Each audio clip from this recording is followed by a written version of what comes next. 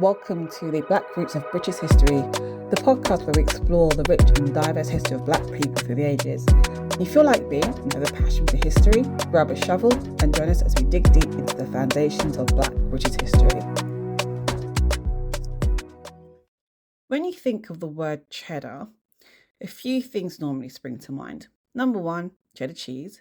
Number two, Cheddar Gorge in Somerset. And the urban terminology for money. I would have never have associated it with a 10,000-year-old Stone Age man who lived in Britain nearly 11,500 years before the Windrush generation, and he was Black. But we do now. So it'd only be appropriate that the first episode of the Black Roots of British History is about the first Black Briton, Cheddar Man. Before I continue, I just wanted to add a bit of a disclaimer. I am not a historian, I'm not a geologist, I'm not a paleontologist, I'm not an archaeologist, I'm not a zoologist, I'm not an ologist of any sort. But what I am is a massive, massive history fan. So now that's out of the way, let's keep it moving. So where is Cheddar? Cheddar is a village in Somerset, which is in the southwest of England. Cheddar Gorge is located on the outskirts of that village. And according to Wikipedia, it is the largest gorge in the UK. It spans about 400 feet deep and it's 3 miles long. It attracts 800,000 people a year, which is crazy. And in 1903, they discovered Cheddar Man within its caves. At the time of his discovery, he was what they would say he's the closest they've found to a complete skeleton found in Britain, according to the Natural History Museum.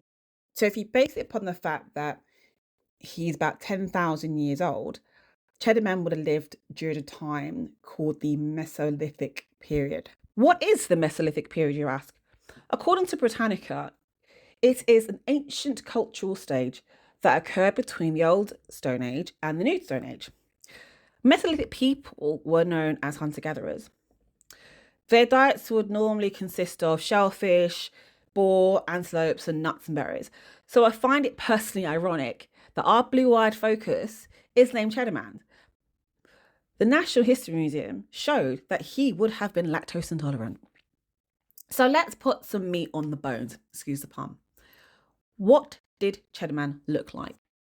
It's already been established in 2018 that Cheddar Man had dark skin, dark hair, which was curly, and blue eyes. Now, in comparison to nowadays, that combination is very rare. However, according to Dr. Johan Diekman, quote, "We found that British Mesolithic hunter-gatherers were closely related to the other hunter-gatherers living previously in Western Europe and shared some aspects of their appearance. Like their Mesolithic continental relatives, they had typically dark skin but light eye pigmentation," end quote. Based on the genetic markers and DNA from Cheddar's bones, Kenneth and Kenneth, who specialise in paleological studies and reconstruction, were able to make a 3D bust of Cheddar Man. Some people say he has some quite quote-unquote unique features, but I would probably mean unique in terms of modern European standards. So, for example, Cheddar Man was between 5'4" and 5'5" in comparison to the average male UK height, which is about 5'10".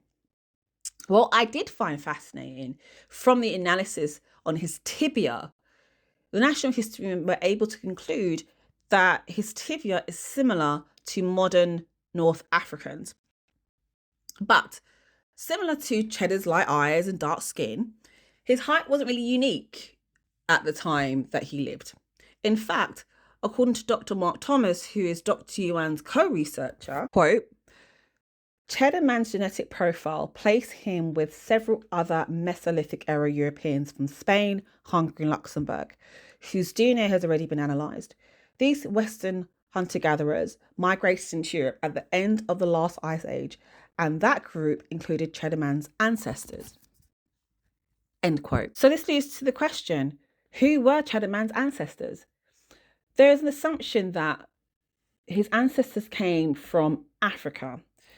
Then they travelled through up north, through Middle East, and then headed into Europe.